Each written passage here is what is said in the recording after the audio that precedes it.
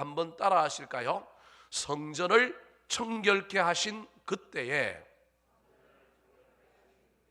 고난주간 일주일에 우리 예수님의 행적을 살펴보면 예루살렘 입성부터 십자가의 죽으심까지 요일별 일정입니다. 주일날에는 예루살렘 성에 입성하셨습니다. 성전을 정결케 하신 월요일이 오늘에 해당되고, 종교 지도자들과 논쟁하신 날이 화요일이고, 향유옥합을 한 여인이 깨뜨려 예수님의 장례를 미리 준비하며 그 발에 부은 사건이 수요일에 일어났고, 제자들과 함께 최후의 만찬을 하면서 보내신 날이 목요일이고, 금요일 날 십자가에 달려 죽으신 사건을 성경 전체에 기록하고 있습니다. 시공간을 초월하여 이 고난 주간에 예수님을 만나고 묵상하는 기회가 되기를 소망합니다. 어제 예루살렘 성에 낙이 타고 입성하신 예수님은 오늘 아침에 이제 성 안에서 드디어 또 다른 공간인 예루살렘 성전으로 들어가셨습니다. 그 성전에 들어가셔서 첫 번째 하신 행동이 성전을 정결케 하시고 정화하신 것입니다. 사랑하는 성도 여러분, 시공간을 초월하여 주님이 가셨던 그 자리에 우리도 동행해 봅시다. 왜 예수님께서 예루살렘 성전에 들어가셨을까요? 예배하러, 기도하러 가셨을 것이다 추측할 수 있습니다. 그런데 그곳에서 뜻밖의 행동을 하셨습니다. 성전에서 장사하는 사람들을 채찍을 치고 내어 쫓으시며, 또 그들이 장사하던 상을 뒤엎으시는 놀라운 일을 행하셨습니다. 획기적이고 전혀 기대하지 아니하였던 행동을 하셨습니다. 그렇다면 예수님께서는 왜 그런 행동을 하셨을까요? 그 행동하는 자리에 우리의 상상력을 동원하여 지금 저와 여러분이 예수님이 행하고 있는 그 행동을 지켜볼 수 있었으면 좋겠습니다. 뿐만 아니라 그 주님의 하신 행동이 어떤 의미가 있는가, 그 자리에 서서 나에게 주시는 우리 주님의 교훈이 무엇인가 깨닫고 오늘의 삶의 현장에도 그 교훈과 그 의미를 되새겨보는 저와 여러분이 되었으면 좋겠습니다. 자, 그렇다면 2000년 전 성전에 올라가서 성전을 청결케 하신 그 사건이 우리에게 주는 교훈은 무엇일까요? 우리가 그 자리에 있다면 우리가 무엇을 깨달아야 할까요? 첫 번째입니다. 따라 하시겠습니다. 청소해야 할 내 마음의 성전을 발견해야 합니다. 한 번 더 따라 하실까요? 청소해야 할 내 마음의 성전을 발견해야 합니다. 종료주일에 나귀를 타시고 예루살렘에 입성하신 예수님이 월요일인 오늘 제일 먼저 찾아가신 곳은 예루살렘 성전이었습니다. 성전은 이스라엘 백성들의 신앙의 중심지입니다. 그들에게 성전은 굉장히 중요한 의미를 가진 곳이었습니다. 이스라엘 백성들은 1년에 3번, 즉 무교절과 칠칠절과 초막절에 예루살렘에 올라가야 했습니다. 왜냐하면 주님께서 모세의 율법을 통하여, 하나님께서 모세의 율법을 통하여 모든 남자라고 한다면 최소한 3번은 성전에 올라와서 예배해야 한다고 정해놓았기 때문에 그렇습니다. 예루살렘 성전에 올라간다는 것은 그러므로 하나님께 예배하는 것을 의미합니다. 하나님께 예배하는 것은 이스라엘 백성들에게 최고의 일이었습니다. 특별히 유월절이라고 하는 절기는 최고의 예배의 절기로 요세푸스라고 하는 이스라엘의 역사를 기록했던 사람이 그 당시 예수님 당시 유월절에 얼마나 많은 사람들이 예배했는지를 알 수 있는 기록 하나를 남겨놓았는데, 그때 죽은 양, 즉 도살하여 번제물로 바쳐졌던 양이 25만 6,300마리로 기록되어 있습니다. 그러니 얼마나 많은 사람들이 와서 제사를 드렸는지를 알 수 있습니다. 북적거렸을 겁니다. 여기저기서 여러 모양의 지역에서 살았던 사람들이 순례의 길을 행하며 이 예루살렘 성전에 모여들었을 것입니다. 작은 도시였기 때문에 수많은 사람들이 그 도시로 모여들다 보니까 방이 부족해서 빈 공간마다 오늘날로 치면 텐트를 쳤을 것입니다. 그 당시 50만 인구가 포화 상태로 살 수 있는 지역이었던 이 예루살렘에 6월절만 되면 200만 명이라고 하는 사람들이 모여들 정도였으니 얼마나 엄청난 인파가 모였겠습니까? 그래서 이 인파 때문에 6월절만 되면 그 당시 그 지역을 지배하고 있던 로마의 군인들도 예의주시하며 바빴습니다. 예루살렘 성전 오른쪽에 보면 헤롯이 그 당시 왕으로 있었던 헤롯의 궁궐이 있었는데 그 궁궐 우측에 높은 망대가 세워진 로마 군인들의 주거지가 있습니다. 군영이 있었던 겁니다. 그 높은 망대에서 로마 군인들은 예루살렘 도시를 내려다보면서 성전 주변에 있는 사람들의 동태를 살피면서 혹시 밀란이 일어나지 않을까, 소요 사태는 없을까 눈여겨보면서 그들의 동태를 주시했을 것입니다. 이런 상황 속에서 우리 주님이 갑작스럽게 사람들의 이목을 집중시키고 로마 군인들이 예의주시하게 하는 엄청난 행동을 합니다. 이런 행동은 인간적인 측면에서 보면 가장 위험합니다. 로마 군인들에게도 위험할 뿐만 아니라 그 당시 종교 지도자들에게도 얼마나 위협을 당할 수 있는 사건인지도 모릅니다. 그럼에도 불구하고 우리 주님은 이 사건을 반드시 행하셔야 했던 것입니다. 12절 말씀에 우리 주님이 행하셨던 행동이 나옵니다. 같이 한번 읽어볼까요? 시작.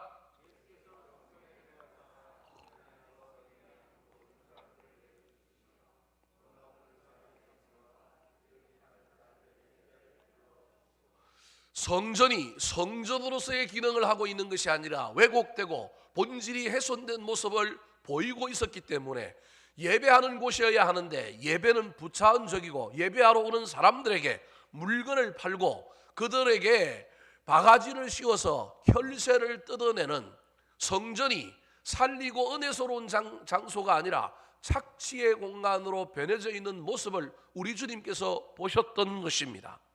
어쩌면 오늘날 한국 교회의 또 다른 모습이 이 안에 있을 수도 있습니다. 교회가 교회답지 못할 때 교회는 교회의 기능을 상실하고 교회의 주인이신 하나님은 온데간데 없고 사람 냄새가 가득하고 사람의 모습만이 넘칠 수밖에 없는 것입니다. 그때 우리 하나님은 그것을 그대로 보고 있을 수 없었기 때문에 이 땅에 오신 우리 예수님께서 예루살렘 성전에 들어갔을 때 제일 먼저 한 행동이 무슨 행동이냐 하면 성전을 청결케 하고 성전을 개혁하는 일이었습니다. 교회만 그래야 할까요? 이번 한 주간은 철저히 어떤 교회 공동체 이야기보다 우리 각자 개인에게 적용하여 설교를 진행하려고 합니다. 교회가 개혁되어야 한다, 이건 또 다른 이야기이기 때문에 이번 고난주간에는 개인에게 초점을 맞추어 진행할 때 여러분들이 교회라고 하는 것에 자꾸 적용하여 나하고는 다른 이야기라고 생각하지 마시기 바랍니다. 주님이 이 고난주간에 행하였던 그 자리에 저와 여러분을 철저히 세워야 합니다. 교회만 문제일까요? 교회가 문제라면 분명히 교인들도 문제입니다. 나는 괜찮은데 다른 사람들이 문제고 교회만 문제라고 말한다면 그것은 어불성설입니다. 교회는 교인들의 모임입니다. 건물이 아니라 장소가 아니라 사람들의 모임이기 때문에 교회의 타락은 우리의 타락입니다. 저와 여러분의 타락입니다. 목사만의 문제가 아니라 성도들의 문제요, 교인들의 문제입니다. 하나님께서는 우리 각자도 교회라고 이야기합니다. 특별히 바울 사도가 고린도전서 3장 16절과 17절에서 분명히 우리가 성전이다, 우리 자신이 각자의 성전이라고 이야기하고 있습니다. 같이 한번 읽어볼까요? 시작.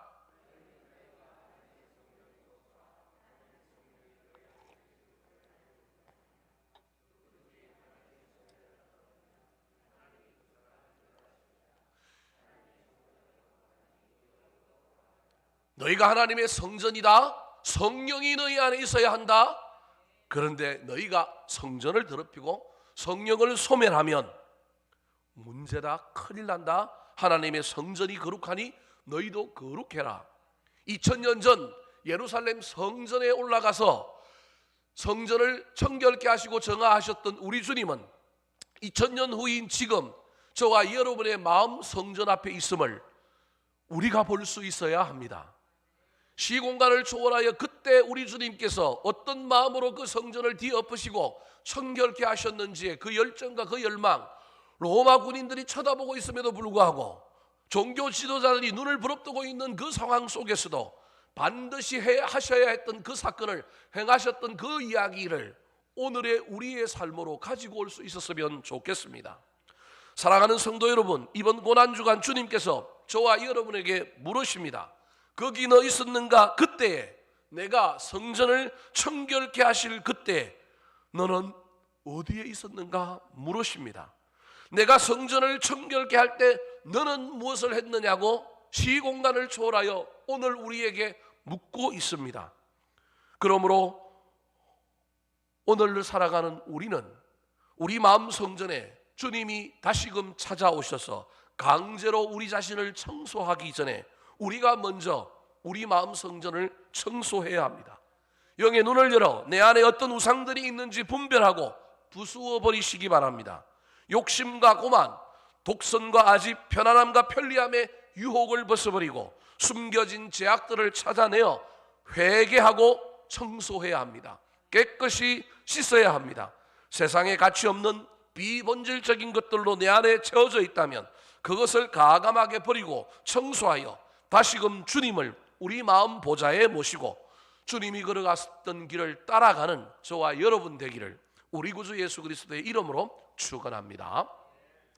두 번째로 성전을 청결케 하실 그때 저와 여러분을 그 자리에 세운다고 한다면 우리가 받아야 할 교훈은 무엇일까요?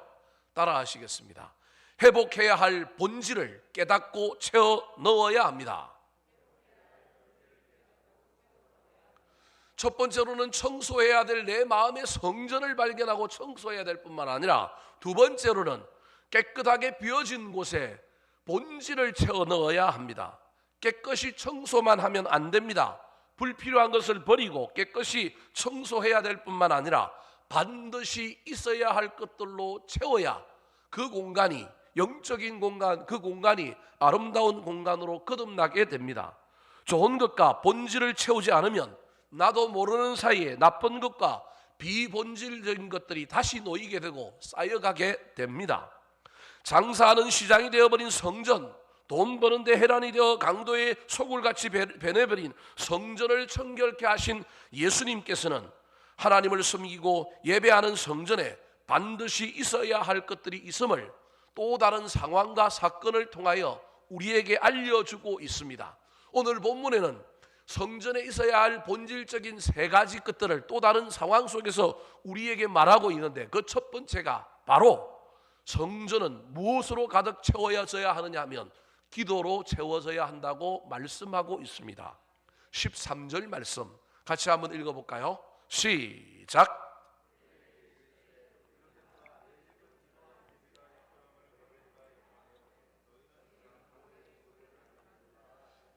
기도 소리로 가득 차야 할 곳에 사람 소리, 장사하는 소리, 흥정하는 소리, 돈 깎는 소리로 가득하다, 비본질적인 것이 가득하다 청소하여 버리고 다시금 본질적이고 우리 주님이 원하시는 그것들로 그 안을 채워 넣어야 한다는 것입니다.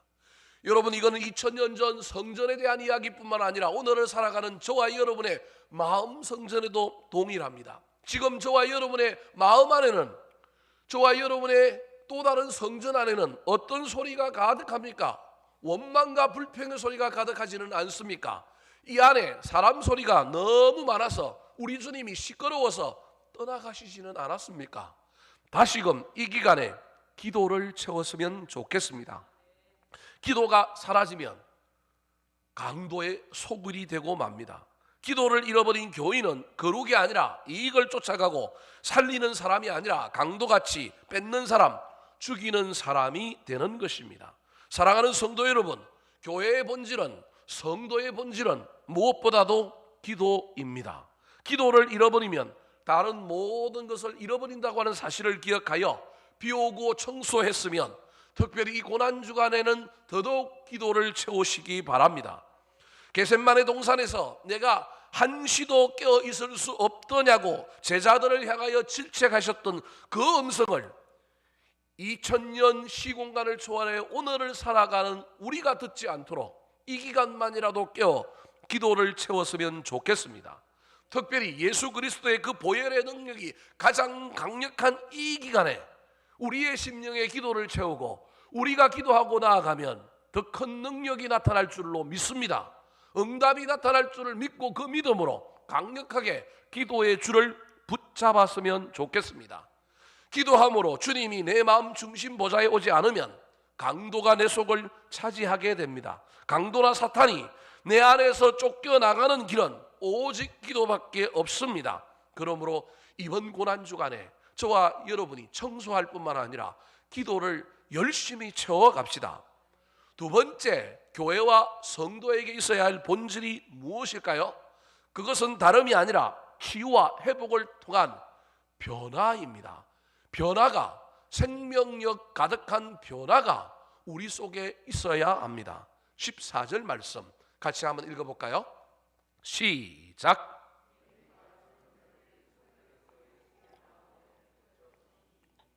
예수님께서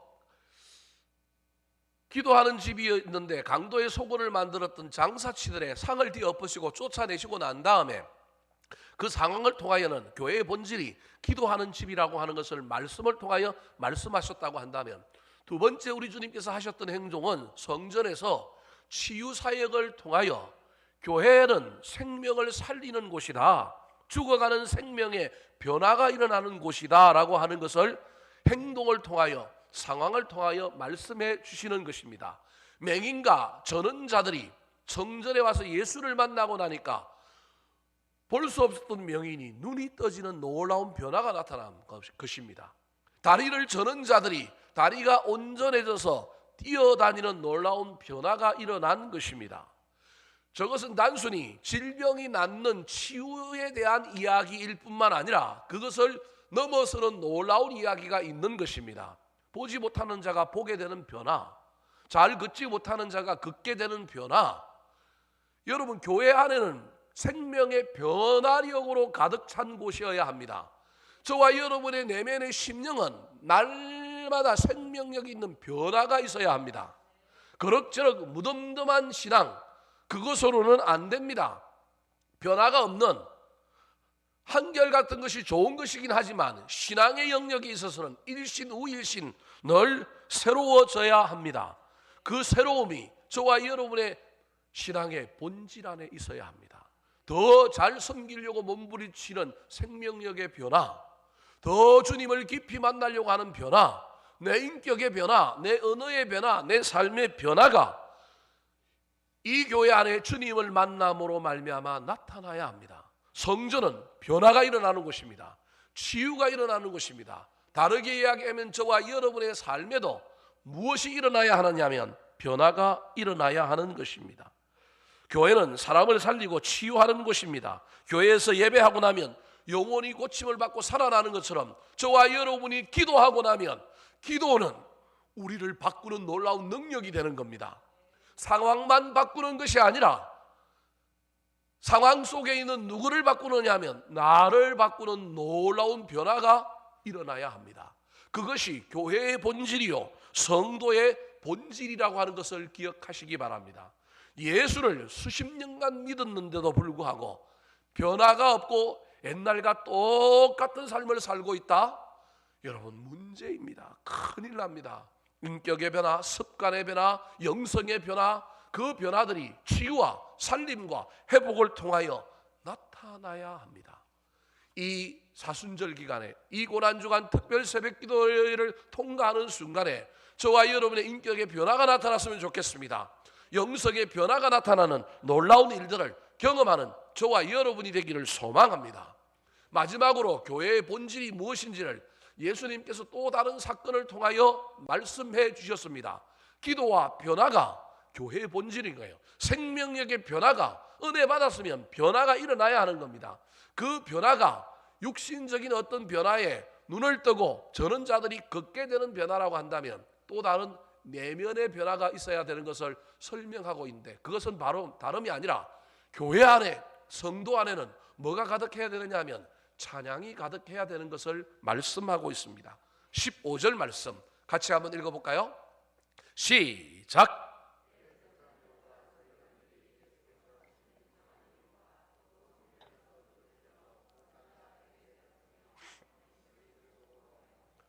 저 15절에 보면 두 종류의 사람들이 나옵니다.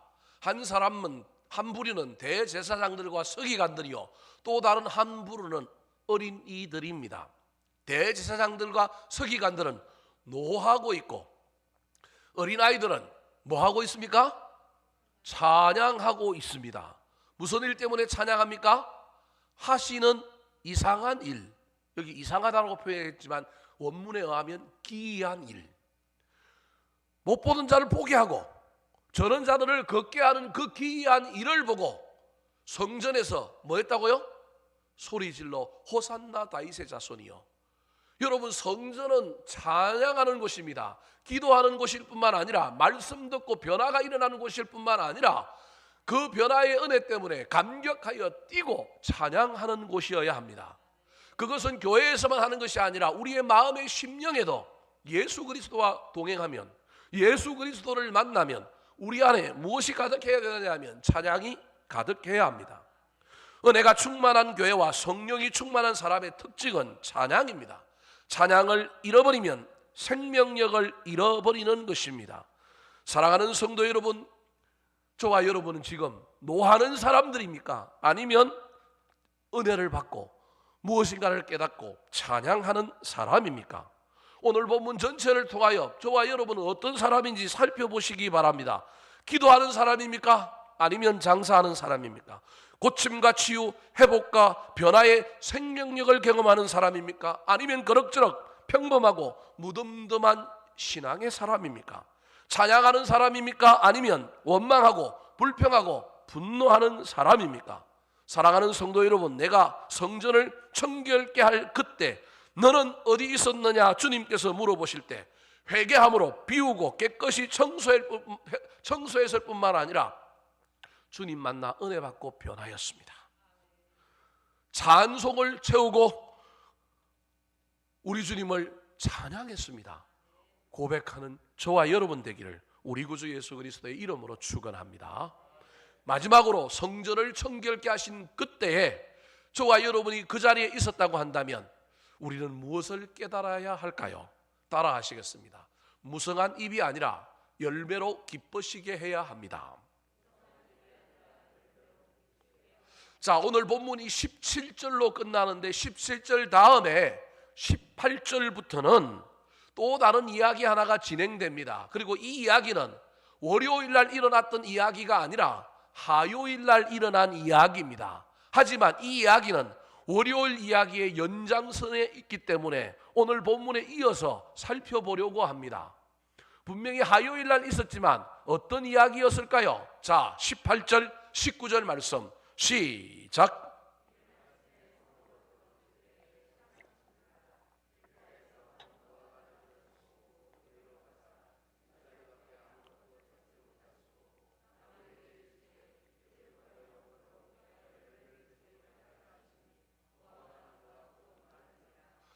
그 다음날 아침에 주님께서 다시금 예루살렘 성으로 돌아오셨을 때 시장하셨습니다. 우리 주님은 오늘날도 영적으로 시장하신 분입니다. 시장하신 분이 무화과 나무 하나를 발견하고 그 나무에 갔습니다. 왜냐하면 잎사귀가 무성했기 때문에 저 잎사귀 사이에 뭐가 있을 거다? 열매가 있을 거다 생각하여 잎사귀를 보고 열매 있을 줄 생각하고 갔더니 잎사귀만 무성하고 열매가 없는 무화과 나무였습니다.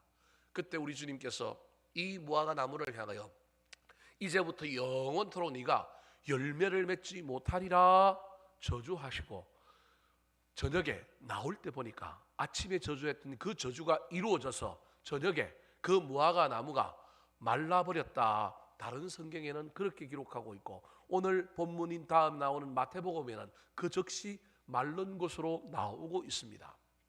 여러분, 왜 이 이야기가 중요할까요? 왜 이 이야기를 그 다음날 일어난 이야기를 이 월요일에 성전을 청결케 하신 사건과 연이어서 이해해야 할까요? 청소하고 본질을 채운 사람은 궁극적인 목적이 있음을 잊어버리면 안 됩니다. 내가 청소하고 본질을 채웠다고 한다면 그 본질은 하나님을 기쁘시게 하는 겁니다. 예배로, 삶으로 하나님을 기쁘시게 하는 것이 청소한 사람, 그리고 그 청소한 곳에 본질을 채운 사람의 목적이어야 합니다.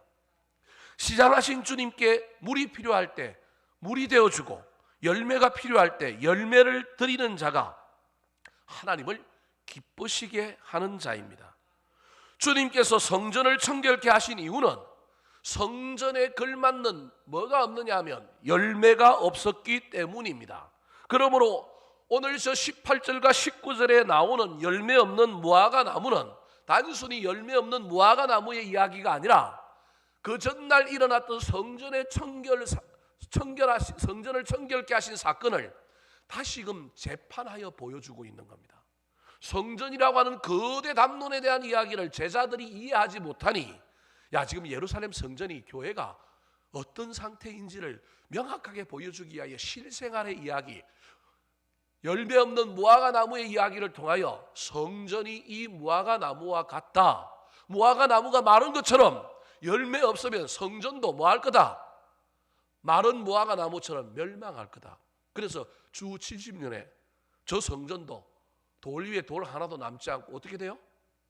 무너져 버리잖아요. 무화과 나무의 이야기가 아니라 무엇에 대한 이야기냐 하면 성전에 대한 이야기를 그 다음날 또 하고 있는 것입니다. 열매를 맺어서 먹여야 할 나무입니다. 시냇가에 심은 나무는 철을 따라 그 열매를 맺는데 그 열매는 나무가 먹는 게 아닙니다. 지나가는 나그네에게 먹이는 겁니다. 교회는 교회만을 위하여 이 땅에 존재하지 않습니다. 교회는 이 땅에 사람들을 향하여 하나님께서 보내주신 선교사입니다. 이번 사순절 절제헌금을 많은 분들이 참여해 주셔서 제가 정말로 놀랐습니다. 어려운 시절이지만 그럼에도 불구하고 예년보다 훨씬 더 많은 헌금들을 해 주셨습니다. 우리 교회와 관련 있는 선교사님들 이번에 땡 잡았습니다. 제가 보기엔 제가 생각했던 것보다 얼마나 많은 헌금들이 들어왔는지 제가 보기엔 우리 선교사님들은 아마 지금 땡 잡아서 아무도 모릅니다. 아직 얘기를 안 해가지고 간혹 우리 교회 홈페이지에 들어가고 보고 설교도 듣고 그러기 때문에 이제 안 선교사님들이 계시겠지만 제가 혼자 기도하고 결정했기 때문에 아직 아무한테도 이야기 안 했기 때문에 조만간 이제 연락하면 이제 깜짝 놀랄 겁니다. 아마 얼마나 감사한지요. 여러분 어려운 시절이지만 우리끼리 잘 먹고 우리끼리 그냥 우리 건물 유지하고 우리 교회 유지하는 게 우리의 목표면 안 됩니다. 저와 여러분이 어렵지만 그럼에도 불구하고 우리 삶을 유지하는데 우리 열매만 쓰이면 큰일 납니다. 나도 먹어야죠. 사과나무에 사과나무 열매가 그건 나무 있던 자리에 떨어져서 또 그 나무를 비옥하게 하는 거름이 될 수도 있습니다. 그런데 그 사과는 궁극적으로 지나가는 나그네에게 먹여지는 사과여야 합니다. 교회는 그런 곳이어야 합니다. 교회만 그럴까요? 성도들도 그런 곳이어야 합니다. 오늘 본문에 보면 우리 주님이 시장하신지라 그렇게 말하고 있습니다. 사랑하는 성도 여러분, 2000년이 지난 지금도 이 고난주간에 우리 주님 시장하십니다. 성전을 청결케 하신 그때에 성전에 열매 없음에 영적인 열매를 먹고 우리 주님이 배불러야 하는데 배부르지 못하여 시장하신 주님이 성전을 청결케 하신 그때에 우리를 향하여 물어보고 있습니다. 너는 어떻니? 너도 무화과 나무처럼 잎만 무성하냐? 열매가 있느냐? 우리 주님께서 묻고 있습니다. 사랑하는 성도 여러분, 저와 여러분의 삶에 어떤 열매가 있는지를 찾아보시기 바랍니다. 잎만 무성하고 열매가 없으면 여러분 큰일 났습니다. 어떤 열매를 맺어야 할까 살펴보시고 꽃을 피우시기 바랍니다. 모든 열매는 꽃이 피어야 열매가 맺습니다. 우리 아파트 단지에도 19단지, 18단지, 20단지에도 개나리 다음에 목련이 피더니만 그 다음에 지금 비가 오고 난 다음에 뭐가 피기 시작했어요? 벚꽃이 피잖아요. 여러분 벚꽃 지고 나면 벚나무에서 뭐 나와요? 잘 모르죠? 그 시커먼 거 맨날 밟으면 시커매지는 거 나오잖아요. 그게 벚나무 열매예요. 사람들이 벚나무도 열매를 맺는다는 걸 몰라요. 그냥 자꾸 밟고 지나다니면서도 이게 벚나무 열매라고는 생각을 못하는 사람들이 얼마나 많은지 모릅니다. 벚나무에서 꽃이 활짝 피어야 벚지라고 하는 벚나무의 열매가 맺는 것입니다. 지금 저와 여러분의 어떤 신앙의 열매들이 있습니까? 없으면 꽃을 피우려고 애를 쓰시기 바랍니다. 그리고 그 열매를 맺어서 언젠간 주님이 2000년 전 무화과 나무를 찾아가셨던 그 주님이 우리에게도 찾아오실 것입니다. 그때 저와 여러분이 입만 무성하여 열매 없어서 우리 주님을 배고프게 하는 사람이 아니라 우리 주님을 배부르게 하는 사람들이 되었으면 좋겠습니다. 주님께서 우리 교회를 찾아오실 때 우리 교회가 열매가 많아서 우리 주님을 배부르게 먹이는 아름다운 교회가 되었으면 좋겠습니다. 성전을 청결케 할 그때 너 어디 있었는가 물으실 때 우리 주님 앞에 내 마음의 성전을 청소해야 될 것을 발견하고 청소했습니다. 비본질적인 것을 청소하고 난 다음에 채워야 할 본질적인 것, 기도와 강력한 은혜 받고 생명력의 변화뿐만 아니라 찬양을 채웠습니다. 열매 없는 내 모습을 발견하고 열매를 맺으려고 꽃을 피우며 달려갔습니다. 우리 주님께 고백하는 저와 여러분 되기를 우리 구주 예수 그리스도의 이름으로 축원합니다. 한번 따라 하실까요? 성전을 청결케 하신 그때에 청소해야 할 내 마음의 성전을 발견해야 합니다. 회복해야 할 본질을 깨닫고 채워 넣어야 합니다. 무성한 입이 아니라 열매로 기쁘게 해야 합니다.